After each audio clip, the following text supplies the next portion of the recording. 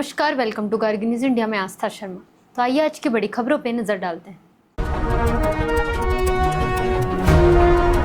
प्रधानमंत्री नरेंद्र मोदी ने कहा कि सरकार देश की ऊर्जा जरूरतों को पूरा करने के लिए हर संभव स्रोत से गैस और कच्चा तेल खरीदने की कोशिश कर रही है। उन्होंने यह भी बताया कि वैश्विक परिस्थितियों को देखते हुए भारत ऊर्जा सुरक्षा सुनिश्चित करने के लिए अपने विकल्पों का विस्तार कर रहा है। दिल्ली हाई कोर्ट ने लालू प्रसाद यादव की सीबीआई एफआईआर रद्द करने की याचिका खारिज कर दी। कोर्ट ने 2022, 23 और 24 की चार्जशीट्स और संज्ञान आदेशों को भी बरकरार रखा।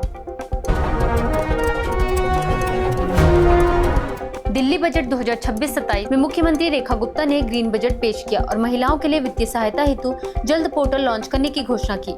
आपने 4 विधायकों के निलंबन के विरोध में सत्र का बहिष्कार किया। राहुल गांधी ने ट्रांसजेंडर अधिकारों से जुड़े बिल को संवैधानिक अधिकारों पर खुला हमला बताते हुए सरकार की आलोचना की। वहीं नरेंद्र मोदी ने राज्यसभा में कहा कि पश्चिम एशिया का युद्ध चिंताजनक है और भारत संवाद व कूटनीति के जरिए शांति चाहता है। इलेक्शन कमीशन ऑफ इंडिया ने चुनावी राज्यों के वरिष्ठ अधिकारियों के साथ चुनाव तैयारियों पर चर्चा की। आयोग ने मल्टी डिपार्टमेंटल कमेटियों ने इलेक्शन इंटेलिजेंस के साथ बैठक कर बेहतर समन्वय, अवैध गतिविधियों पर रोक और निष्पक्ष शांतिपूर्ण चुनाव सुनिश्चित करने पर जोर दिया। सरकार ने सुप्रीम कोर्ट ऑफ इंडिया से AI 171 हादसे की एयरक्राफ्ट एक्सीडेंट इन्वेस्टिगेशन ब्यूरो जांच पर हलफनामा दाखिल कराने के लिए 2 दिन का समय मांगा। याचिकाकर्ताओं ने मामले में न्यायिक निगरानी में स्वतंत्र जांच कराने की मांग की है।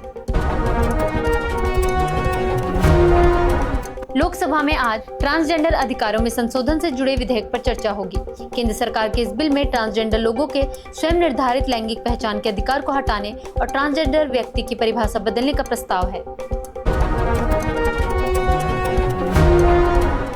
कांग्रेस ने स्वयंभू विश्व गुरु कहकर केंद्र सरकार पर निशाना साधा और पश्चिम एशिया में पाकिस्तान की भूमिका पर सवाल उठाए।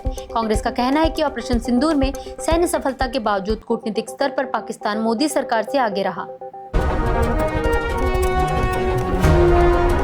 राहुल गांधी ने कोविड का जिक्र करने पर नरेंद्र मोदी पर निशाना साधते हुए कहा कि प्रधानमंत्री उस समय की त्रासदियों को भूल गए हैं। प्रधानमंत्री ने कहा था कि पश्चिम एशिया संकट लंबे समय तक रह सकता है और देश को कोविड काल की तरह एकजुट और तैयार रहना होगा। सुप्रीम कोर्ट ऑफ इंडिया ने कहा कि महिला अधिकारियों को लेकर गलत धारणाओं ने सशस्त्र बलों में असमानता पैदा की। CJI सूर्यकांत की पीठ ने महिला अधिकारियों के स्थायी कमीशन और पेंशन लाभ को बरकरार रखा। ट्रांसजेंडर अधिकार कानून में संशोधन से जुड़ा बिल लोकसभा में चर्चा और पारित करने के लिए सूचीबद्ध किया गया है। इस बिल में ट्रांसजेंडर व्यक्तियों प्रमाण पत्र प्राप्त करने की प्रक्रिया और जेंडर अफर्मिंग इलाज करने वाले चिकित्सा संस्थानों के नियमों में बदलाव का प्रस्ताव है। जयशंकर ने कहा कि बदलते बहुध्रुवीय वैश्विक व्यवस्था में भारत और रूस के बीच ज्यादा सहयोग की जरूरत है, खासकर ब्रिक्स, SEO और G20 जैसे मंचों पर। वहीं सर्गियो लावरोव ने कहा कि अमेरिका, इजराइल और ईरान तनाव के बीच भारत रूस संबंधों का विशेष महत्व है। भारतीय जनता पार्टी और इंडियन नेशनल कांग्रेस के बीच लोकसभा में फ्यूल कीमतों को लेकर तीखी बहस हुई। सत्तारूढ़ पार्टी ने कहा कि सरकार द्वारा ऊर्जा के विविध स्रोत सुनिश्चित करने के प्रयासों की सराहना की जानी चाहिए। केंद्र सरकार ने गूगल और YouTube के साथ मिलकर AI स्किलिंग अभियान शुरू किया है, जिसका उद्देश्य क्रिएटिव इकोनॉमी को बढ़ावा देना है। अश्विनी वैष्णव ने सिटीजन क्रिएटर प्लेटफॉर्म और टीवी सेट्स में इनबिल्ट सैटेलाइट ट्यूनर के जरिए DD फ्री डिश तक पहुंच जैसी पहल भी लॉन्च की।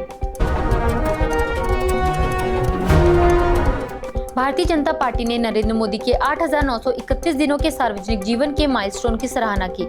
शिवराज सिंह चौहान ने कहा कि मोदी ने भारत को वैश्विक स्तर पर नई ऊंचाइयों पर पहुंचाया है। निर्मला सीतारमण ने कहा कि किसानों के लिए पूरी कर्ज माफी का कोई प्रस्ताव नहीं है। उन्होंने बताया कि सरकार किसानों की आर्थिक स्थिति मजबूत करने के लिए कई कदम उठा रही है।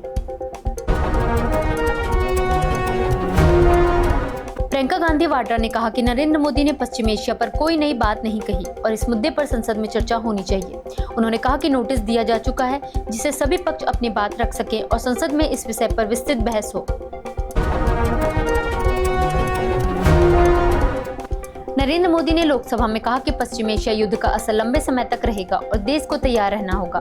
भारत के पेट्रोल भंडार को 5.3 मिलियन टन से बढ़ाकर 6.5 मिलियन टन करने पर काम चल रहा है।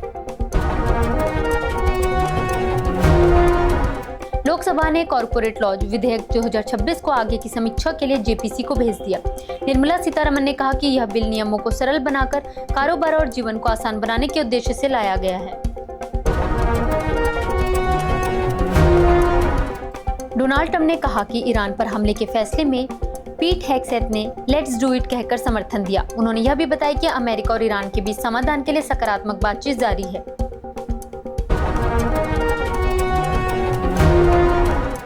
पश्चिम एशिया में बढ़ते संघर्ष के कारण कई एयरलाइनों ने और उड़ानें रद्द कर दी हैं, जिससे वैश्विक हवाई यात्रा बुरी तरह प्रभावित हुई है। हजारों यात्री फंसे हुए हैं और हालात सामान्य होने में अभी समय लग सकता है। पिनरई विजयन ने जी सुधाकरण पर दिए क्लास स्टेटस बयान का बचाव करते हुए कहा कि उनका निशाना केवल राजनीतिक विश्वासघात था। उन्होंने अपने शब्दों पर हो रहे विरोध पर सवाल उठाते हुए कहा कि इसे गलत तरीके से पेश किया जा रहा है। दिल्ली लेजिस्लेटिव असेंबली में बजट से पहले बम की धमकी वाला ईमेल मिलने से सुरक्षा अलर्ट जारी किया गया। यह ईमेल सुबह करीब 7:30 बजे स्पीकर विजेंद्र गुप्ता के ईमेल पर भेजा गया था। इलेक्शन कमीशन ऑफ इंडिया ने वेस्ट बंगाल असेंबली इलेक्शंस के लिए रिटर्निंग अधिकारियों के ट्रांसफर को मंजूरी दे दी है। यह कदम 25 मार्च सुबह 11 बजे होने वाले प्रशिक्षण कार्यक्रम में उनकी भागीदारी सुनिश्चित करने के लिए उठाया गया है। अमेरिका और इजराइल ने ईरान के ऊर्जा ठिकानों पर हमले किए, जबकि जवाब में तेल अवीव पर भी सीधा हमला हुआ। डोनाल्ड ट्रंप ने बातचीत को सकारात्मक बताया, लेकिन मोहम्मद बागर गालिबाफ ने किसी भी वार्ता से इनकार किया। केंद्र सरकार महिला आरक्षण कानून को जल्द लागू करने के लिए 2011 की जनगणना के आधार पर परिसीमन पर विचार कर रही है। वहीं बेंजामिन नेतन्याहू ने डोनाल्ड ट्रंप से बातचीत का जिक्र करते हुए कहा कि इजराइल अपने हितों की रक्षा के लिए प्रतिबद्ध है। यूरोपीय संघ और ऑस्ट्रेलिया ने फ्री ट्रेड समझौते के मसौदे पर सहमति जताई और एक नई रक्षा साझेदारी की भी घोषणा की। उर्सुला वॉन डेर लेयन और एंथनी एल्बनीज ने ऑस्ट्रेलियाई संसद में इस समझौते पर हस्ताक्षर किए। तो ये थी आज की बड़ी खबरें। बने रहिए गार्गी न्यूज इंडिया के साथ। मैं आस्था शर्मा। धन्यवाद।